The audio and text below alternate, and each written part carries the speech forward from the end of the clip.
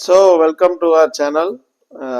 இன்னைக்கு நம்ம என்ன பார்க்க போகிறோம் அப்படின்னா ஜேஇ நீட் காம்படிட்டிவ் எக்ஸாம்ஸில் எப்படி 11th standard students preparation start பண்ணணும் அப்படின்னு பார்க்க போகிறோம். நம்ம எல்லாரும் இப்போ தெரியும், நீட்டாக இருக்கட்டும், ஜேஇஆ இருக்கட்டும், 12th ஸ்டாண்டர்டில் இருக்கவங்க ரொம்ப ஹரிபரியாக படிச்சுட்டு இருப்பீங்க, ரிவைஸ் பண்ணிட்டு இருப்பீங்க, அப்ளிகேஷன் ப்ராசஸ்க்காக ப்ரிப்பேர் பண்ணிட்டு இருப்பீங்க. At the same time 11th standard 10th standard students நீங்கள் எல்லாருமே வந்து ஆவெல்லாம் பார்த்துட்டு இருப்பீங்க, எப்படி சீனியர்ஸ் என்ன பண்ணுறாங்க, ஜூனியர்ஸ் என்ன பண்ணுறாங்க, சீனியர்ஸ் ஐ மீன் வீட்டு பக்கத்தில் இருக்கவங்க என்ன பண்ணுறாங்க. ஸோ அப்படின்னு ஆவெல்லாம் பார்த்துட்டு இருப்பீங்க, என்ன நடக்குது, ஜெயில எந்த மாதிரி கண்டக்ட் பண்ணியிருக்காங்க, டஃப்பாக இருக்கா ஈஸியாக இருக்கான்னு எல்லா அப்டேட்ஸும் நீங்கள் பார்த்துட்டு இருப்பீங்கன்னு நினைக்கிறேன். அட் த சேம் டைம் இந்த டைமில் நீங்களும் வந்து இந்த ஒரு வீடியோவில் நம்ம என்ன பார்க்க போகிறோம்னா, வாட் ஆர் த சேலஞ்சஸ் நீங்கள் 11th ஸ்டாண்டர்டில் இருக்கும்போது you have to tackle, and then உங்களோட நெக்ஸ்ட் இயர் ஜேஇ எக்ஸாம் அப்போ எப்படி நீங்கள் ப்ரிப்பேர்டாக இருக்கலாம் அப்படிங்கிறதுக்காக தான் இந்த ஒரு வீடியோ. ஸோ ஸ்பெஷலி இதில் state board students, Tamil Nadu state board ஸ்டூடெண்ட்ஸ்க்காக சில பாயிண்ட்ஸ் நான் சொல்ல போகிறேன். ஏன்னா நம்ம தமிழ்நாடு ஸ்டேட் போர்ட் ஸ்டூடெண்ட்ஸ் வந்து ஒரு பெக்யூலர் சுச்சுவேஷனில் இருக்கோம். ஸோ உண்மையாலுமே ஸ்டேட் போர்ட் ஸ்டூடெண்ட்ஸ் வந்து ஜேஇ நீட் படிக்கிறீங்க அப்படின்னாவே really big hats off to you. ஏன்னா ஒரு நிறைய சேலஞ்சஸ் நடுவில் நீங்கள் படிக்கிறீங்க, அது உங்களுக்கே தெரியும். அதை நான் இதுலேயும் எக்ஸ்பிளைன் பண்ணுறேன். பட் அட் சேம் டைம் நீங்களும் யாருக்கும் சலித்தவர் கிடையாது. நீங்கள் ஜஸ்ட்டு உங்களோட ஸ்ட்ராட்டஜிஸ், உங்களோட ப்ரிப்பரேஷனை கரெக்டாக பண்ணிங்கன்னா ஜெயில அழகாக நீங்கள் மார்க் வாங்கலாம். நீங்கள் பண்ணுற ஹார்ட் ஒர்க் வந்து இன்னும் உங்களை பலபடி மேலுக்கு எடுத்துகிட்டு போகும். உங்கள் கட் ஆஃபில் வந்து நீங்கள் அண்ணா யூனிவர்சிட்டியோ இல்லை ப்ரைவேட் யூனிவர்சிட்டி காலேஜஸ் நீங்கள் ஜாயின் பண்ணுறீங்கனாலும் இதில் போடுற எஃபர்ட் வந்து உங்களை வாழ்க்கையில் வந்து வேற ஒரு லெவலில் எடுத்துகிட்டு போகும். அதுக்காக தான் நீங்கள் ஜேஇ நீட் கண்டிப்பாக படிக்கணும் எல்லாருமே. ஸோ இப்போ நம்ம அந்த வீடியோக்குள்ளே போவோம். என்ன ஒரு பெரிய வித்தியாசம் அப்படின்னு நம்ம பார்த்தோம்னா, ஏன் தமிழ்நாடு ஸ்டேட் போர்ட் ஸ்டூடெண்ட்ஸ் ஒரு பெக்யூலர் சுச்சுவேஷன் சொல்கிறேன்னா, மற்ற ஸ்டேட்ஸ்லாம் வந்து இன்ஜினியரிங் அட்மிஷன்ஸ் எல்லாமே கட் ஆஃப் பேஸ் பண்ணி இருக்காது. ஒன்று ஃபுல் அண்ட் ஃபுல் அவங்களோட காம்படிட்டிவ் எக்ஸாம்ஸ் எழுதுறாங்க, இல்லை காம்படிட்டிவ் எக்ஸாம்ஸ் 50%, அவங்களோட ஸ்டேட் போர்ட் பெர்ஃபார்மன்ஸ் 50% சொல்லி ரெண்டையும் கலந்து போட்டு எழுதுறாங்க. ஸோ ஃபார் எக்ஸாம்பிள் மகாராஷ்டிரா பார்த்தீங்கன்னா எம்ஹெச்சிஇடின்னு ஒன்று இருக்குது, அவங்களோட இன்ஜினியரிங் எக்ஸாமினேஷன்ஸ். ஸோ அதுக்கு வந்து நீங்கள் போர்டு எக்ஸாம் எழுதணுன்றது அவசியம் கிடையாது. போர்டு எக்ஸாமில் ஒரு 95% இருந்தால் போதும். அதுக்கு மேலே நீங்கள் அந்த காம்படிட்டிவ் எக்ஸாமில் நீங்கள் என்ன எழுதியிருக்கீங்களோ அதை வச்சு தான் வருது. கேரளாவில் பார்த்தீங்கன்னா it's a mixed system. Engineering board எக்ஸாமோடதும் ஒரு 50% எடுத்துக்குவாங்க, இன்ஜினியரிங் என்ட்ரன்ஸில் ஒரு 50% எடுத்துக்குவாங்க. ஆந்திராலையும் வந்து இன்ஜினியரிங் என்ட்ரன்ஸ் இருக்குது. ஸோ இந்த மாதிரி என்ட்ரன்ஸ் இருக்க எல்லா ஸ்டேட்ஸ்லையும் என்ன அட்வான்டேஜ் அப்படின்னா, கண்டிப்பாக அவங்க வந்து என்ட்ரன்ஸ் ரிலேட்டட் கொஸ்டின்ஸ் அவங்க ப்ரிப்பேர் பண்ணி தான் ஆகும். அப்போ என்ட்ரன்ஸ் ப்ரிப்பேர் பண்ணும்போது அந்த குழந்தைங்க ஆட்டோமேட்டிக்காக வந்து ஜேஇக்கும் நீட்டுக்கும் ஈஸியாக ப்ரிப்பேர்ட் ஆகிடுறாங்க. ஸோ என்ட்ரன்ஸ் இல்லாத போது என்னன்னா, அந்த ஸ்கூல்ஸ் ஆகட்டும், அந்த ஸ்டூடெண்ட்ஸ் ஆகட்டும், அந்த பேரண்ட்ஸ் ஆகட்டும், காம்படிட்டிவ் எக்ஸாம்ஸ் எடுக்கிறதுக்கு அவங்க யோசிப்பாங்க. இப்போ அதுதான் தமிழ்நாட்டில் நடக்குது. அவங்க வந்து போர்டு எக்ஸாம் விட்டுட்டா என்ன ஆகும், காம்படிட்டிவ் எக்ஸாம் என்ன ஆகும், காம்படிட்டிவ் எக்ஸாம் எடுத்து போர்டு எக்ஸாம் பாதிச்சிச்சுன்னா என்ன ஆகும் அப்படிங்கிற ஒரு டைலமாலே இருக்கு சொல்லணும். ஸோ மகாராஷ்டிராலாம் பார்த்தீங்கன்னா ஜேஇக்கு ப்ரிப்பேர் பண்ணுவாங்க, ஜேஇல ரிசல்ட் வரல அப்படின்னா மகாராஷ்டிரா என்ட்ரன்ஸ் டெஸ்ட்ல நல்லா வாங்கிட்டு போயிடுவாங்க. 2 years இன்டென்சிவா அந்த ஜேஇக்கு என்ன படிக்கணுமோ அதை ஃபுல்லாக படிச்சுட்டே இருப்பாங்க. இன்ஸ்டன்ட் நம்ம பசங்க ஸ்டேட் போர்ட் பசங்க பார்த்தீங்கன்னா சாட்டர்டேஸில் டைம் கிடைக்கிற இடத்துல தான் படிக்கிறோம். ஸோ இந்த ஒரு கேப்பை ஃபில் பண்ணுறதுக்கு கொஞ்சம் சில ஸ்ட்ராட்டஜிஸ் இருக்குது. நீங்கள் ஃபர்ஸ்ட் 11th ஸ்டாண்டர்ட்ல இருந்தீங்கன்னா அண்டர்ஸ்டாண்ட் பண்ணிக்கணும் what is the difference between studying for matric and studying for competitive exams. அதில் ஃபர்ஸ்ட் பார்ட் என்னன்னு பார்த்தீங்கன்னா syllabus.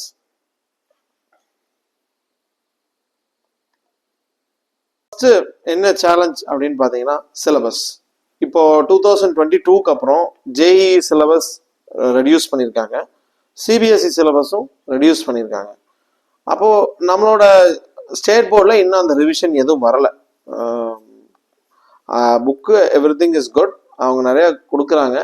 But at the same time JEE and NEET wise பார்த்தீங்கன்னா we are studying a lot extra as compared to the JEE NEET syllabus. அது உங்கள் ஒவ்வொரு டாபிக்ல நீங்கள் எடுத்து பார்த்தீங்கன்னாவே உங்களுக்கு தெரியும். அது சில சாப்டர்ஸ்மே அவர் ரிமூவ் பண்ணியிருக்காங்க.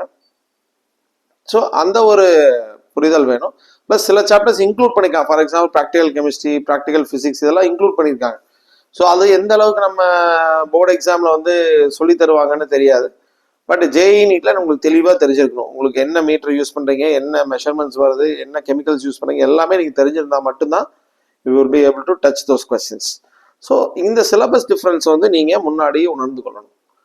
ஸோ நம்ம நம்ம மெட்ரிக் ஸ்டேட் போர்ட் படிக்கிறது அளவுக்கு இதில் படிக்க வேண்டியதில் கம்மியாக தான் படிக்கணும். அட் த சேம் டைம் நல்லபடியாக படிக்கணும்.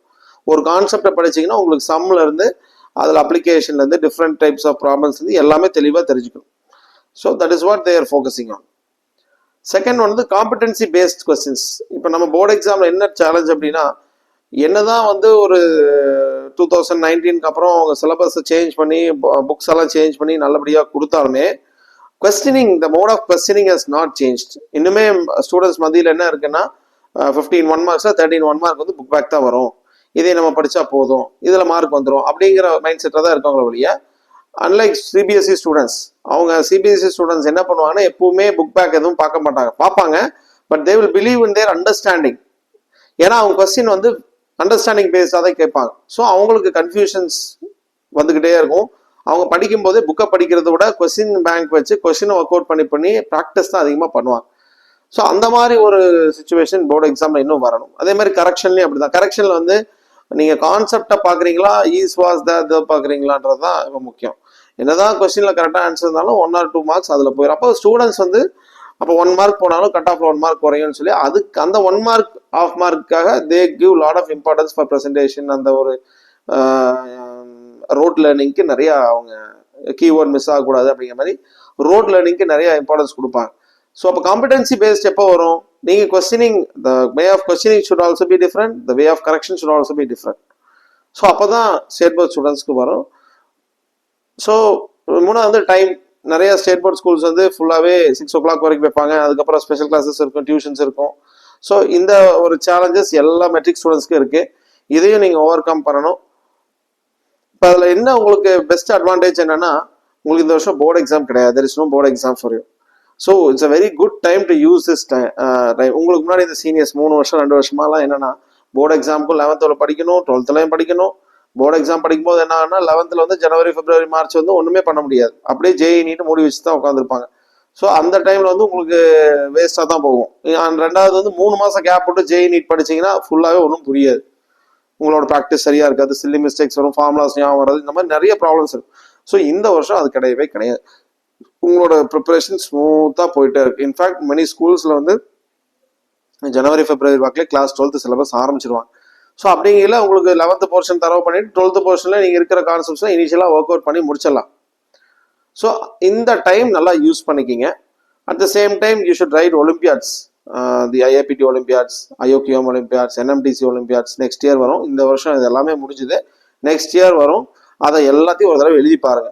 ஸோ அதில் கேட்குற கொஸ்டினிங் வந்து இட்ஸ் வெரி டிஃப்ரெண்ட். அவங்க வந்து புக் பேக்ல இருந்தோ எங்கேயிருந்தோ கேட்க மாட்டாங்க. அவங்க நீங்கள் அண்டர்ஸ்டாண்ட் த பேசிக் கான்செப்ட் அப்படிங்கிறத பார்ப்பாங்க. ஸோ அதை வச்சு நீங்கள் எவ்வளோ ப்ளே பண்ணுறீங்க, எவ்வளோ மேக்ஸிமைஸ் பண்ணுறீங்க அப்படிங்கிறத பார்ப்பாங்க. ஏன் இதை எழுதணும் அப்படின்னா, all the toppers in these olympiads அவங்க எல்லாருமே ஜேஇ அட்வான்ஸ்டில் நீட்டில் டாப்பர்ஸாக வராங்க.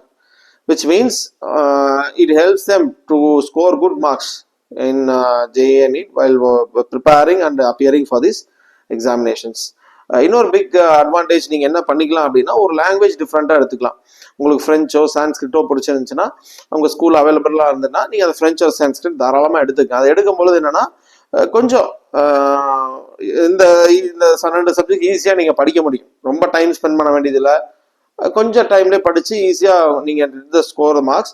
அதில் கிடைக்கிற ஃப்ரீ டைம் வந்து நீங்கள் ஃபிசிக்ஸ் கெமிஸ்ட்ரி மேக்ஸில் நீங்கள் தாராளமாக யூஸ் பண்ணிக்கலாம். So take some classes. Saturday Sunday classes வந்து வெரி க்ரூஷியல். ஸோ இருக்கிற டைமே கம்மி தான், பட் சாட்டர்டே சண்டே நீங்கள் போய் உட்காந்து அட்லீஸ்ட் என்ன சொல்கிறாங்க, என்ன கான்செப்டில் வர்றாங்க அப்படிங்கிற மாதிரி படிச்சுட்டு தென் ரெகுலர் ப்ராக்டிஸில் நீங்கள் நிறையா கொண்டு வர முடியும். நவம்பர்லேருந்து மே 2026ங்கிறது ஒரு வெரி க்ரூஷியல் டைம். ஸோ இந்த க்ரூஷியல் டைமில் நீங்கள் வந்து மேக்ஸிமம் ஹை வெயிட்டேஜ் சாப்டர்ஸ்லாம் நீங்கள் முடிக்கணும். டிஃப்ரென்சியேஷன் ஆகட்டும், இன்டகிரேஷன் ஆகட்டும், எலக்ட்ரிக் சார்ஜஸ் அண்ட் ஃபீல்ட்ஸ், ஃபிசிக்ஸில் கரண்ட் எலக்ட்ரிசிட்டி, ஆர்கானிக் கெமிஸ்ட்ரி, இதெல்லாம் ஒரு எக்ஸாம்பிள் நான் கொடுக்குறேன். இந்த சாப்டர்ஸ்லாம் இப்போ நீங்கள் முடிச்சிங்கன்னா தான் நீங்கள் ஃபியூச்சரில் you can go for advance level problems and solving. இல்லைனா again there will be a problem. So you have to think about how to work out these chapters well in advance, then prepare for your JEE. So என்னை பொறுத்த வரைக்கும் எப்போ கேட்டிங்கனாலுமே வந்து JEE is not a cup of tea. It cannot be done within 2-3 months. ஒரு long term preparation இருக்கணும். 11th நீங்க இந்த டைம்ல இருக்கீங்கனாவே it is very late. You should have been started your preparation in 9th standard 8th standard. இல்லை நான் பண்ணல sir அப்படின்னா at least 10th முடிஞ்சுன்னா இமீடியட்டா ஏப்ரல்லேருந்து ஆரம்பிச்சிருக்கு. எனக்கு தெரிஞ்ச ஸ்டூடெண்ட்ஸ் எல்லாம் வந்து எங்கிட்ட படிக்கிறவங்க எல்லாருமே வந்து ஏப்ரல்ல இருந்து இன்னைக்கு வரைக்கும் they created good foundation for themselves. கொஸ்டின்னா எப்படி வரும், எப்படி அப்பியர் பண்ணணும், எப்படி செலக்ட் பண்ணணும், ஸோ பேசிக்ஸ் என்ன, வெக்டார்ஸ் என்ன, ஈக்குவேஷன் சால்விங் எப்படி பண்ணணும், இந்த மாதிரி பேசிக் கான்செப்ட்ஸ் எல்லாம் நல்லா ஸ்ட்ரென்தன் பண்ணியிருக்காங்க. இனி going forward that will help them to build up preparation.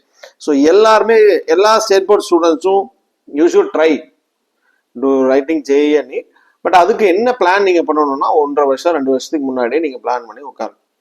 So அப்படி உட்காந்து ஒரு பர்சன் சின்சியராக படிக்கிறாங்க அப்படின்னா you can surely crack this examinations. It's not a big deal. இன்னும் பல முன்னாடி கூட நான் வீடியோஸில் நான் போட்டிருக்கேன்னு நினைக்கிறேன். எவ்வளோ ஈஸி கொஸ்டின்ஸ் வந்து நம்ம ஸ்டூடெண்ட்ஸ் விட்டு வராங்கன்னு வெளியே வந்து பார்த்ததுக்கப்புறம் தான் தெரியுது.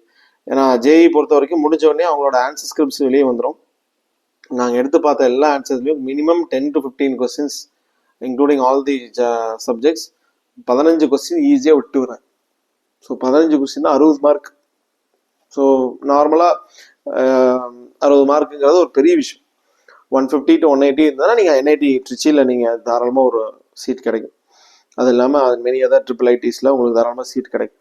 ஸோ 150 to 180 ஸ்கோர் வரணும் அப்படின்னா your target should be from 11th standard, specifically from starting of the 11th standard. If you have missed இப்பயே ஸ்டார்ட் பண்ணுங்க. Start your preparation and do well. Thank you.